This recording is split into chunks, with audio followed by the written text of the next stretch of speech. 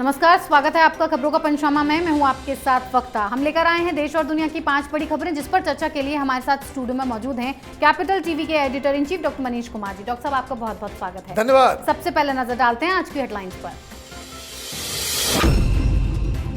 PM Modi ने उत्तराखंड के लोगों को किया संबोधित। बोले, बजट से पर्वतमाला प्रोजेक्ट को मिलेगा फायदा, बुनियादी सुविधाओं का होगा विकास।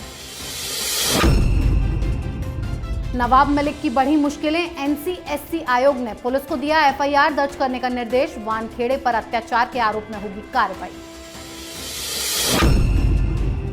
अखिलेश यादव पर बरसे सीएम योगी, कहा 10 मार्च को निकल जाएगी इनकी सारी गर्मी, विरोधियों को लगेगी हार की डोज। केजरीवाल को सताया अपने नेताओं से डर, गोवा में पार्टी छोड़कर न जाने की दिलाई शपथ, उम्मीदवारों से साइन करवाया एफिडेविट। पाकिस्तान में हिंदुओं पर बढ़ रहा अत्याचार, हिंदू व्यापारी की गोली मारकर की गई हत्या, कहा जिंदा रहना है तो भारत चलेगा।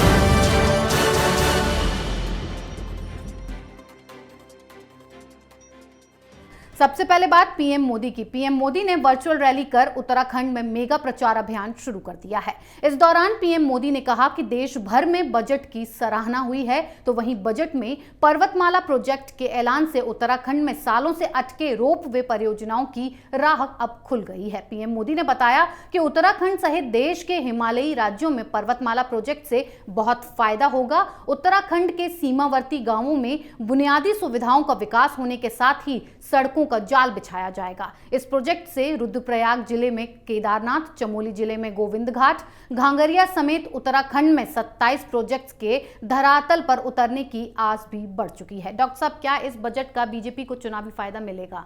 देखिए, कांग्रेस पार्टी के लीडर हैं वहाँ पे हरीश रावत जी।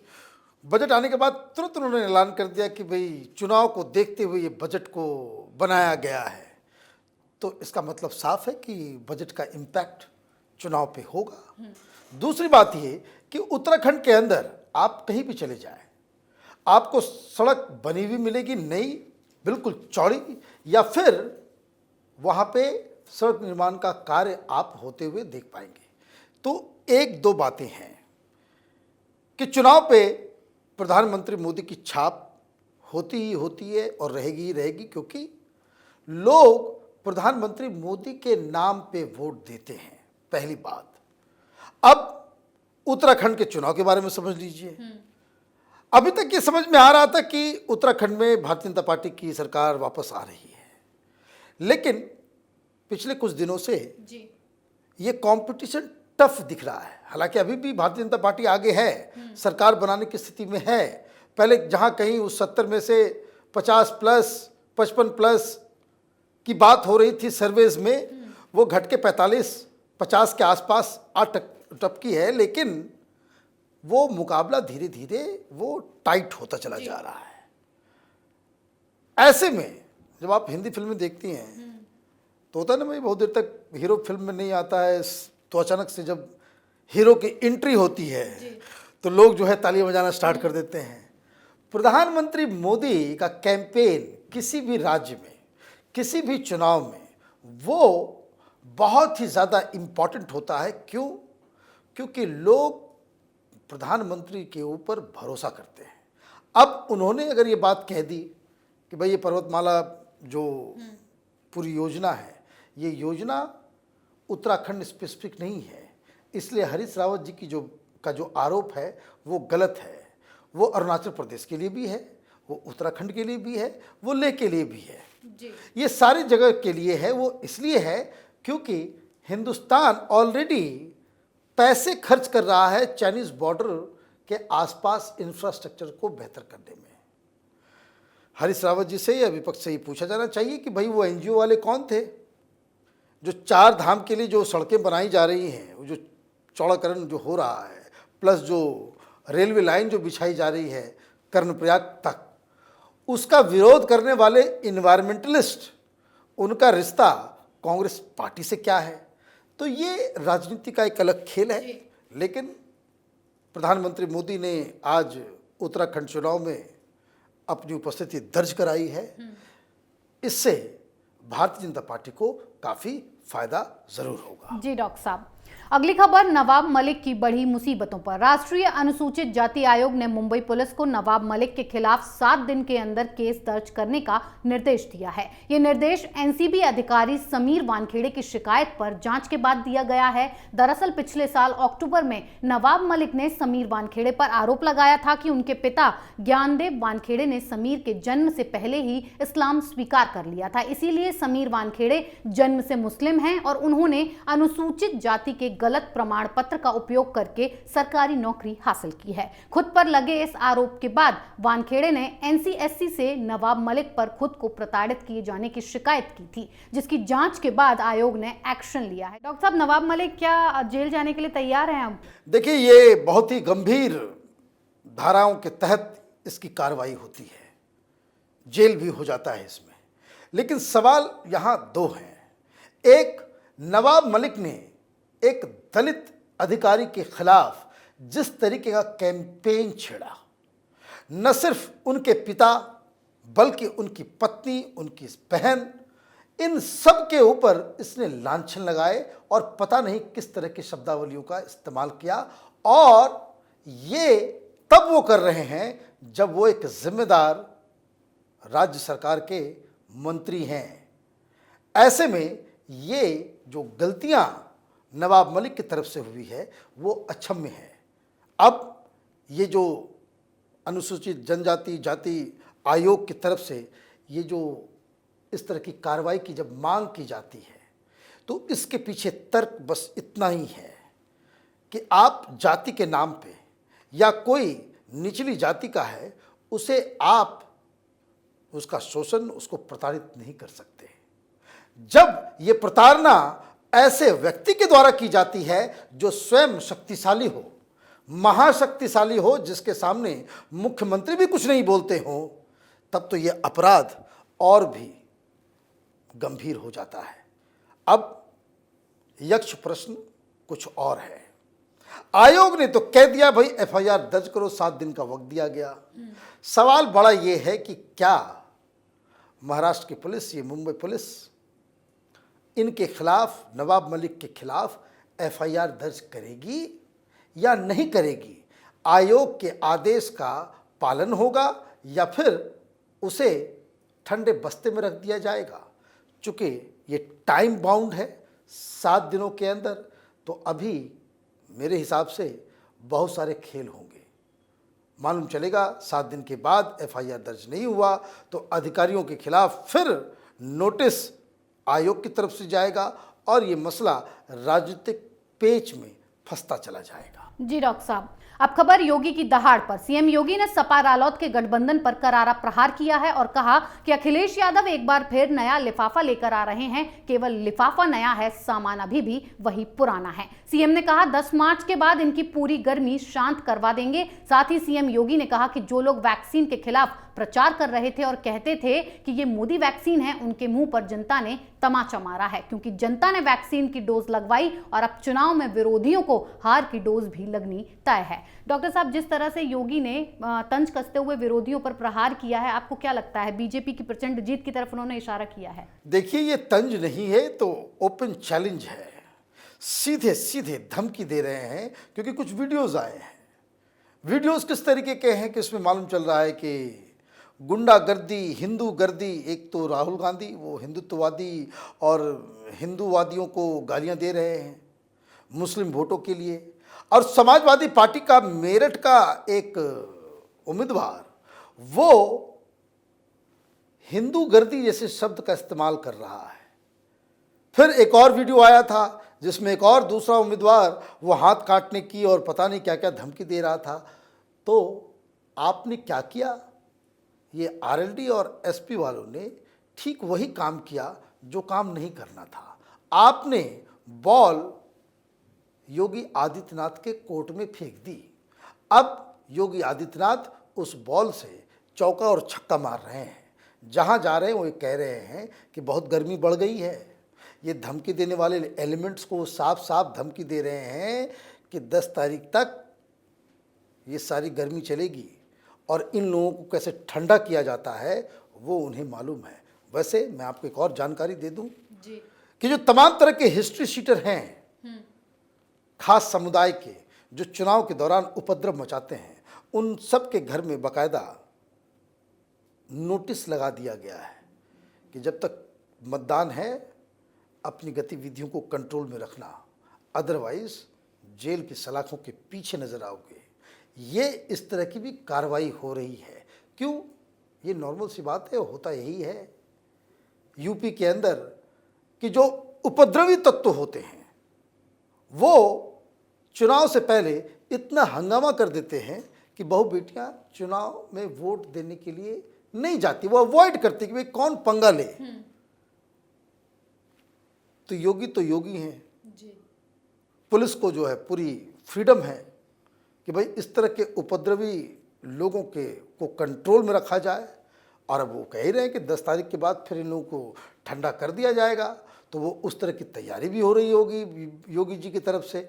तो कुल मिलाकर के ये सारी चीज़ें इसलिए भी की जा रही हैं क्योंकि पुलिस की तरफ से ऐसा होना भी चाहिए कि ताकि एक फ्री एंड फेयर इलेक्शन में जो सबसे दबा कुचला गरीब और असहाय शख्स है वो भी अपनी स्वेच्छा से वोटिंग दे सके, तभी तो डेमोक्रेसी मजबूत होगी और उसी की व्यवस्था की जा रही है। जी डॉक्टर साहब, अगली खबर चुनावों में केजरीवाल की नई नौटंकी पर। गोवा में कांग्रेस के साथ जो हुआ वही केजरीवाल के साथ ना हो जाए, इसके लिए केजरीवाल अपने विधायकों को पार्टी न छोड़ने की शपथ दिला रहे हैं। केजरीवाल ने गोवा चुनाव को लेकर प्रेस कॉन्फ्रेंस की और गोवा के सभी उम्मीदवारों को ईमानदारी से काम करने और जीतने के बाद आम आदमी पार्टी को छोड़कर न जाने की शपथ दिलाई। साथ ही सभी उम्मीदवारों से एफिडेविट पर शपथ ली गई है। डॉक्टर साहब, केजरीवाल को क्या ये डर सता रहा है कि जीत के बाद उनके जो नेता है वो पाला बदल लेंगे? अरे मैं बार बार कहता हूँ ये बहुत बड़ा नटवर लाल है हिंदुस्तान की राजनीति का। अब आपने शपथ की याद दिला दी, मुझे बहुत सारी चीज़ें याद आ गई। अब है क्या, मैं इनको जानता ही हूँ इतनी नज़दीक से। पहले भी जब दिल्ली में जब चुनाव हो रहे थे तब उसने शपथ दिलवाई थी जी। बंगला नहीं लेंगे तो गाड़ी नहीं लेंगे तो ये नहीं लेंगे।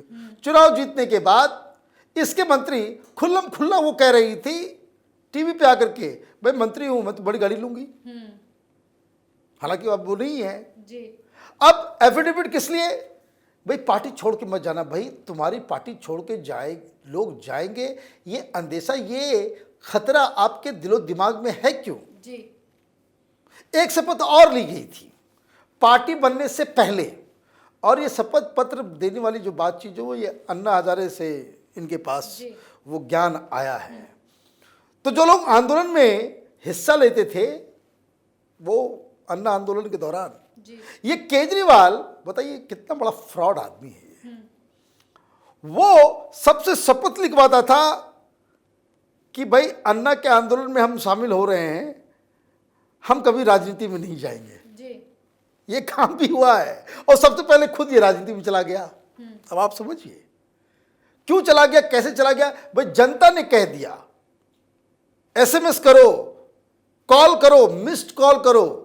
अगर अन्ना हजारे और उस आंदोलन को एक पॉलिटिकल पार्टी में आप देखना चाहते हैं, और पूरे टेलीविजन वाले जो पागलों की तरह वो इतने लाख लोगों ने कह दिया, और उसके बाद वो आया उसने कह दिया कि भाई इतने लाख लोगों ने अब दबाव दिया है कि भाई पार्टी बना देनी चाहिए तो हम पार्टी बना देंगे। शपथ पत्र कहाँ गया? तो वो गया भाड़ में और पार्टी भी बन गई। फिर शपथ और आ गया। तो झूठे लोगों की शपथ का क्या? इनको यही समझ में नहीं आ रहा है कि कहाँ ये गोवा में सरकार बनाने की बात कर रहे थे जी। अब ये कह रहे हैं कि पार्टी छोड़ के नहीं जाओ, इसकी शपथ ले लो। इसको मालूम है कि 3-4 सीटें आएंगी जी। 3-4 सीटें आएंगी तो गोवा की राजनीति का अपना अलग कल्चर है। जिसकी सरकार बनेगी वो उधर चले जाएंगे, इनके पास ठंडन गोपाल, इनके पास कुछ नहीं बचेगा। तो किरकिरी होगी अलग, बेइज्जती होगी अलग, और इतना ये करोड़ों रुपए, अरबों रुपए गोवा के अंदर प्रचार प्रसार में खर्च हुए हैं, वो तो यूजलेस हो जाएगा जी। उत्तराखंड में भी इसने बहुत सारे पैसे खर्च किए हैं। वैसे ये शपथ लेकर के ये कह देगा कि हमारे पास पैसे नहीं है, आप हमारी मदद करो, लेकिन खर्च हो रहा है।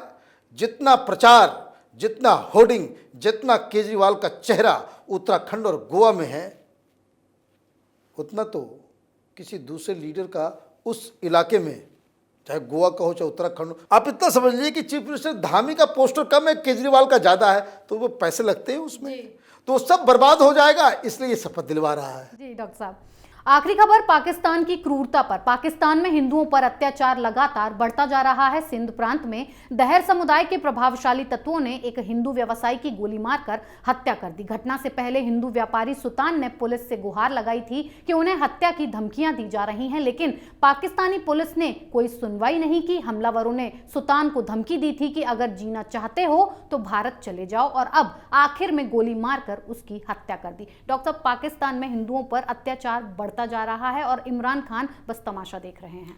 देखिए, यही खबर को जरा मैं ट्विस्ट कर देता हूं।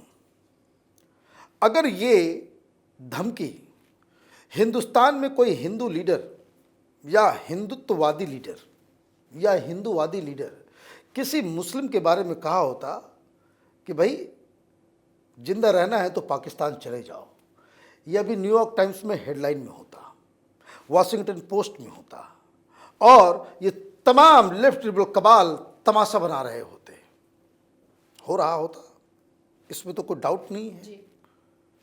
वही लोग जो सीए का विरोध कर रहे थे, अब उनसे ये सवाल पूछना चाहिए। वो हिंदू बिजनेसमैन सुल्तान, वो तो मारा गया, उसकी खता क्या थी, उसका गुनाह क्या था?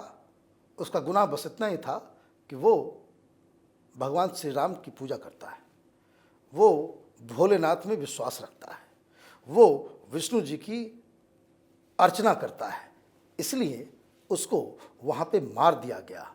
पहले धमकी दी गई कि भाई तुम हिंदुस्तान चले जाओ, और वो नहीं गया तो उसे गोली मार दी गई। ये सीए कानून ऐसे ही लोगों के लिए था, और जो लोग विरोध कर रहे हैं, ये अपने आप को सेकुलर हिंदू कहने वाले लोग, ये हिपोक्रिट्स, ये कहां किस बिल में घुस गए हैं?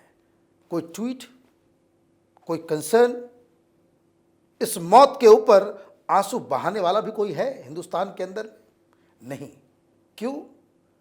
इनकी सारी ये जो गंगा जमनी तहजीब का धंधा करने वाले लोग, ये सेकुलर इंडस्ट्री से अपना घर चलाने वाले लोग और करोड़ों कमाने वाले लोग, और इस धंधे पे पलने और सत्ता में आने वाली पॉलिटिकल पार्टीज, इन सब के सब इस तरह के जुर्म के लिए गुनहगार हैं।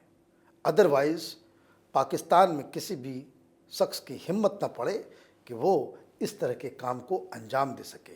रही बात इमरान खान की, तो इमरान खान ने तो पहले ही बता दिया। ये कन्फ्यूज़न ये वही इसी गैंग को है। उसने तो साफ साफ बता दिया कि वो तो रियासत मदीना बनाना चाहता है पाकिस्तान में।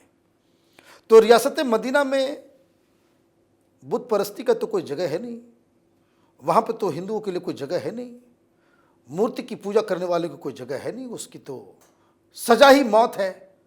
लेकिन इस बारे में कोई बात करेगा? कोई बात नहीं करेगा।